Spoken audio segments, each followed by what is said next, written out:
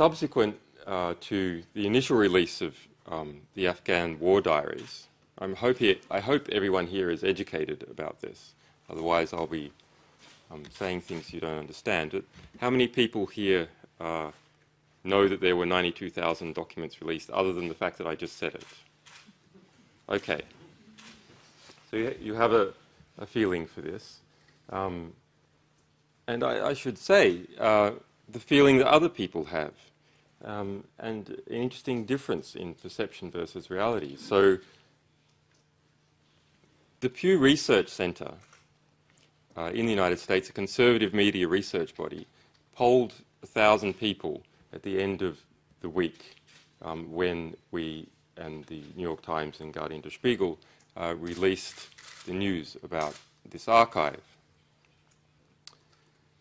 That poll revealed that it was the most spoken about story of that week. It had greater public recognition than Chelsea Clinton's wedding, which I think is an incredibly optimistic sign, and that some 30% of people wanted there to be more information about it, that it felt the media had underreported. Interestingly, 6% felt that Chelsea Clinton's wedding had been underreported. But that the total news volume, the total war reporting in the United States for that week increased 300%. From, well, have a guess. What do you think the average news reporting about war is in the United States? So it's 6%.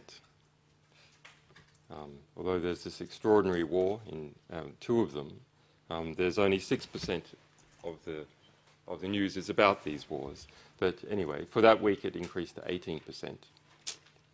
And 50% of the population stated that they believed that the release of this information was in the public interest. In fact, the release of classified information was in the public interest, which, if you know US media, was a surprise to me. I thought it would have been about 15 to 20%, because classified information and patriotism seem to be written in the same font and on the same page when you read the press. But actually, when you go to the people, it seems that the majority of people under the age of 50 believe that it is correct to release classified information under those circumstances, and the slight majority over the age of 50 believe the opposite. So I see that as a very interesting outcome. Another fact from that study is that the support for the war dropped about 30% in the US population. Now, of course, that will possibly swing around a bit, but there's no doubt that the release of this true information compared to the opinion and editorial that had been crowding the American media has changed people's perceptions about what is going on in Afghanistan. Okay, so subsequent to the release, we've enhanced the sort of ways of understanding this material.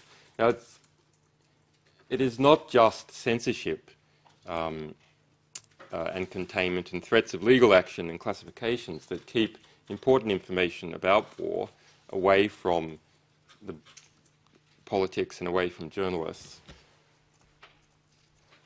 It is also the complexity and the acronyms and other details, and in the case where you have 91,000 reports, simply the sheer amount of information.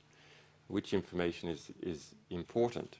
It can be quite hard to find. So we now have this really quite impressive interface that was done with the help of graduate students at the Minnesota Institute of Technology.